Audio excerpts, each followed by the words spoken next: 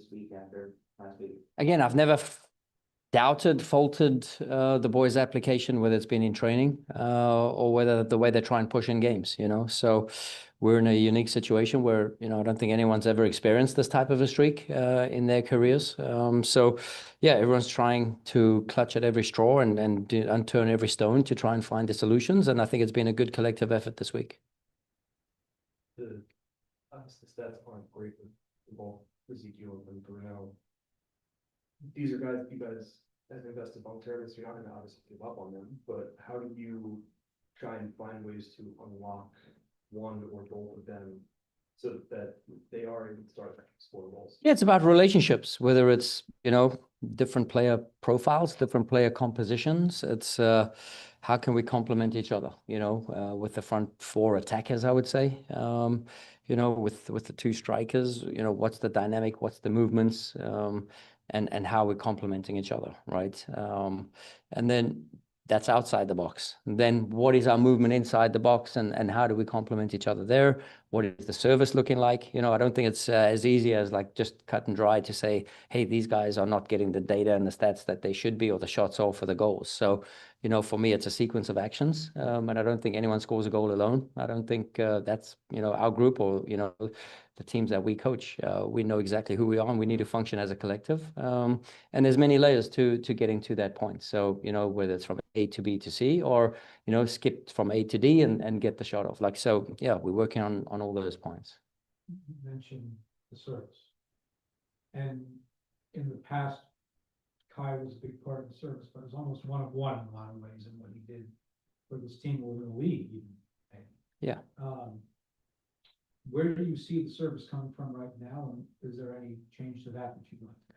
Yeah, listen, I mean, we've scored a couple goals this year from the run of play, and those have been from crosses. So, I think, can the volume be more? For sure. Can the quality be better? For sure. I think, don't quote me, but I think Frankie has, from the run of play, more assists than, a Kai, for example, from last year. So, I think Kai had excellent dead ball statistics, but I think from the run of play that Frankie had 5 assists in his debut season, right? So from the run of play, and, just keep on trying to push the needle in that direction. We know Frankie has a quality, whether it's on his right foot, left foot, and we've seen it. And we're trying to encourage Nate to get more active, and Philippe trying to progress him there in terms of crossing and advancements up the field in the final third. So, yeah, I do feel everyone's engaged and everyone's trying to get through that. But that doesn't mean, we only have one way of playing, and how do we incorporate new players to their qualities and their characteristics? So,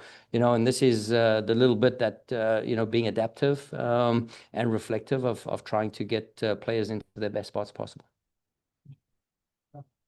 The injury front, how comes out? I think about it just in Miller. Yeah. In particular, and whether when he comes back, that adds a little more opportunity to vary things up. Yeah, 100%. I mean, I think Quinn at this point of last season, in the first 5 games, had 4 assists, if I'm not mistaken, right? So, is that the type of player, when Quinn starts coming back post summer, or like in the summer, hopefully we can start getting him involved. And then Augustine, shouldn't be too long before we see him. He's out on the field today doing a couple things, so he's progressing in the right way. So yeah, on that side, he brings a little different type of characteristic. He's more the dribbler, the 1v1, the take-on guy. And that's something that, shows its value as well. To that point, Danley, when he was moved further forward on Saturday, yeah, made an impact. 100%. Have some uses, I think, MLS starting caliber. Yeah. Feel that 12 injuries, and where any consideration be put in starting Danley in Yeah. position? Yeah, listen, I thought we ended the game in a really strong way. Jesus has been mitigating a contusion on his knee, as has Danley, both of them. So there's been a bit of management there, and fortunately Danley was suspended for his second game of his national window. So we got him back early. We were able to get him treatment and stuff like that. So I think every player, despite a very combative week, I would say, everyone is feeling something, but it's a sense of, mentality now. It's a sense of desire and urgency, because, the X's and the O's will be important in this game, but I think it's more about the mentality piece of 2 teams just, going at each other. last year he was able to come in and kind of be a complementary piece a little bit to veteran guys, and now he's kind of the older guy. How do you counsel him in terms of, obviously his game doesn't change, but dealing with some of the Yeah. psychological aspects of kind of being the guy a little bit? Yeah, listen, every striker unfortunately gets gauged on goals. I think Bruno does so much more. You know what I mean? Like, and set other people up and selfless in that respect. And I see a lot of quality to that. You know, and it's really unfortunate that, yeah, trying to get him into moments, you know, he gets a right foot volley off against Charlotte was just, you know, pretty close. And unfortunately, these little moments aren't going our way, not just his way or not just Easy's way. Like, you know, there's a whole complement of things that are not falling our way, you know, but it's up to us in terms of a mentality and a desire to correct it at every angle. And I said, there's never been for a lack of willingness, you know, and that I've always seen from the guys. And yeah, not that I feel sorry for us. We don't feel sorry for us. We have to earn and work for everything that we achieve right now. So, you know, we have to always go back, you know, take one step forward and make sure that we're moving in the right direction. Not just the players, it's the staff, everybody, you know, collectively creating some momentum, a tide of a little wave that gives us a little push when the guys are feeling a little down, right? So, and it's everyone's job here around here to make sure that everyone's trending in the right way. And again, I've never faulted the players for one instance that, you know, this is why we're in the phase we're in. Progressing minutes wise and qualitatively, Yeah. even just the last month. How far have you seen him on? As I said, just this season, since this season alone started out. I think a good gauge is when players go back to the respective age groups with the national teams. And then, you know, whether it's Malik, Kevin, these guys step out and stand out in their own environments, right?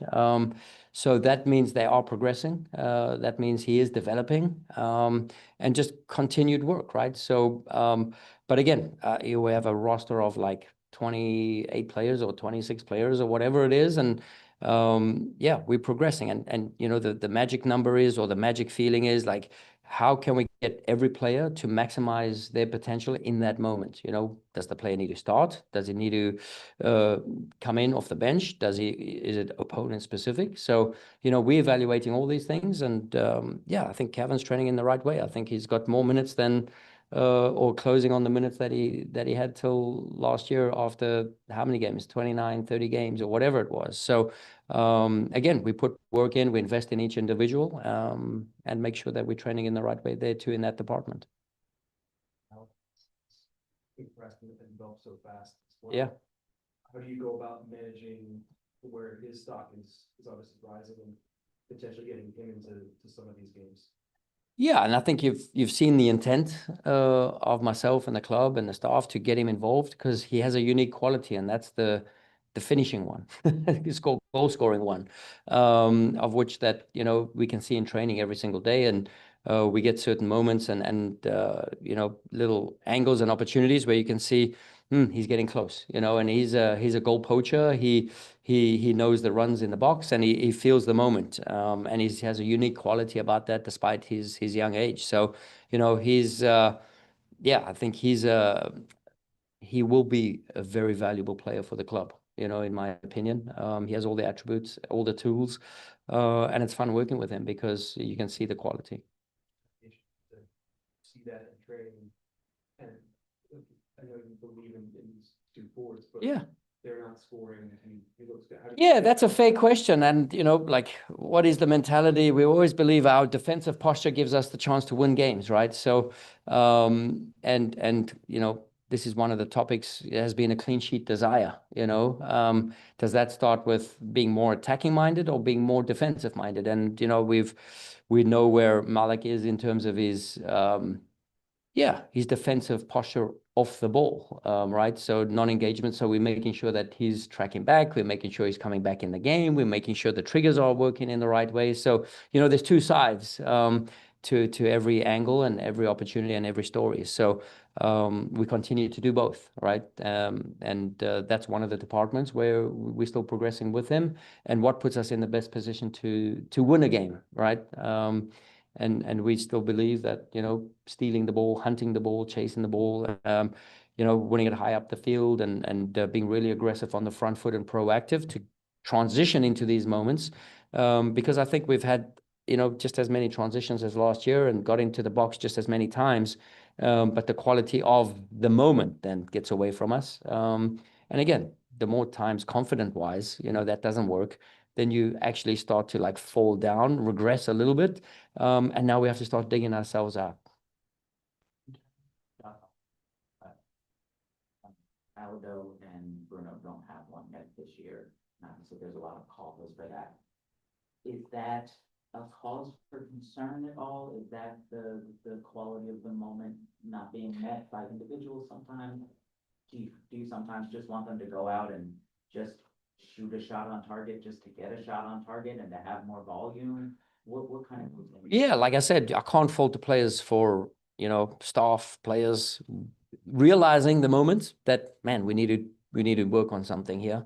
And, you know, in terms of the development units, strikers, tens, supply, crosses, finishes, again, there has been the alarm bells ringing, and we have been working on this, right? So, but yeah, it is a problem when you don't get shots off. It is a problem when you don't get shots off on target. It is a problem when you don't execute this. And like I said, staff, players, club, we're all engaged in you know, applying the right moments and the right measures within the training windows.